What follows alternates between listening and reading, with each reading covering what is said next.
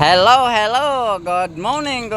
Isang araw pinagpala sa ating lahat mga idol. Nandito naman po kami ngayon sa umaga.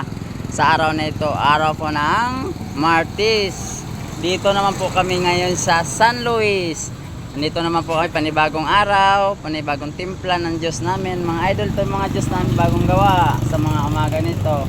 Mayroon kami black gulaman, lychee, at avocado, at meron kaming salad at iced tea. Yon po ang aming mga palamig, mga idol, sa umaga nito. Halina kayo habang malamig pa mga idol, para matikman nyo ang bagong timpla ni Madam Apple.